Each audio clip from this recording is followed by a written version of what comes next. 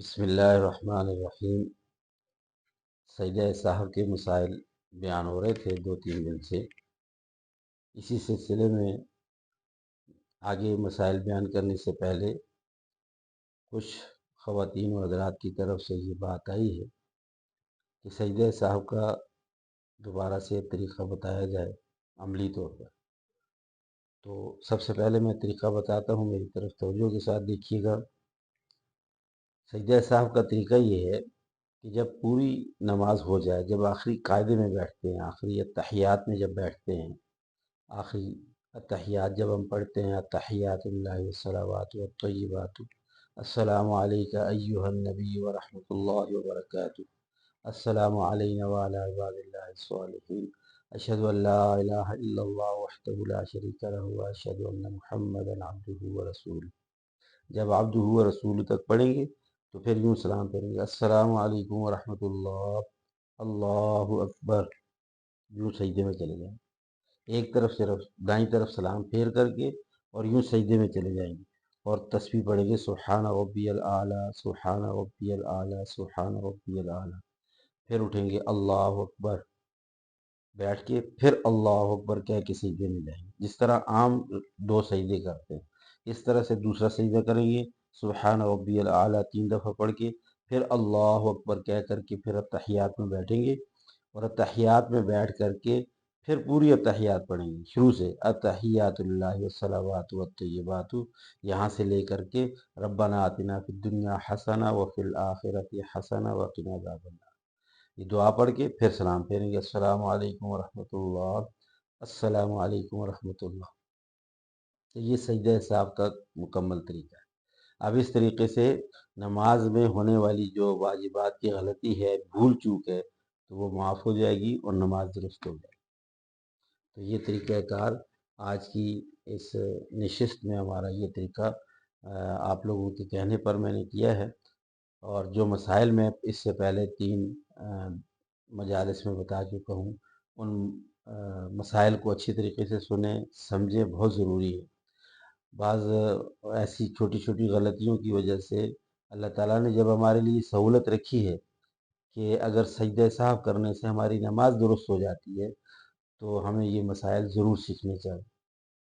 یہ نہ ہو کہیں کہ ایسی غلطیوں کی وجہ سے نماز بھی ہم پڑھ رہے ہوں لیکن وہ نماز ہو ہی نہ رہی ہو، قبول ہی نہ ہو رہی ہو، اللہ تعالیٰ اس کو اگر قبول نہ کر رہے، یعنی وہ نماز فاسد ہو جاتی ہے، نماز ضائع ہو جاتی ہے۔ تو اس لیے ان مسائل کا جاننا بہت ضروری ہے، اس لیے کہ نماز بہت اہم عبادت ہے۔ اب یہ بات یاد رکھیے گا کہ اللہ تعالیٰ نے فرمایا، قد افلح المؤمنون الذین هم فی صلاتهم خاشعون، یقیناً وہ لوگ کامیاب ہیں، یقیناً کامیاب ہیں، یقیناً۔ قد افلح، قد کا معنی یقیناً، افلحا، اور افلحا کا مطلب کامیاب ہو گئے، یہ نہیں کہ کامیاب ہوں گے، یقیناً کامیاب ہیں وہ لوگ، الذین هم فی صلاتهم خاشعون، جو اپنی نمازوں میں خشوع برتتے ہیں۔ اور خشوع کا میں پہلے یہ بات عرض کر چکا ہوں، خشوع کا مطلب کیا ہے کہ اپنے نمازوں کا اہتمام کیا جائے، توجہ کی جائے، دھیان کیا جائے اور سیدھی کی جائے، یعنی درست کر کے نماز پڑھی جائے۔ جو نماز کے مسئلے مسائل ہیں ان کو سیکھا جائے، سمجھا جائے۔ اس لیے میں نے کچھ مسائل عرض کرنا شروع کیے ہیں تاکہ ہماری نماز درست ہو جائے، ہم ایسی نماز پڑھنے والے بن جائیں کہ ہمیں وہ نماز کامیاب کر دے۔ کامیابی کیا ہے؟ دنیا آخرت کی بھلائیاں ہیں، دنیا آخرت کی ہماری پریشانیوں سے خاتمہ، یہ کامیابی ہوتی ہے۔ ہمارے پاس کامیابی اگر ہے تو ہمارے پاس یوں سمجھے سب کچھ ہے، یعنی سکون ہے، امن ہے، چین ہے، راحت ہے، اسی کو کامیابی کہتے ہیں۔ اور اگر ہمارے پاس سب کچھ ہے، مال اور دولت، دنیا، سب کچھ ہے، لیکن سکون نہیں ہے، تو یہ کامیابی نہیں ہے۔ تو اس لیے کہتے ہیں کہ نماز میں سکون ہے، یعنی نماز صحیح کریں گے تو ہمیں کامیابی ملے گی۔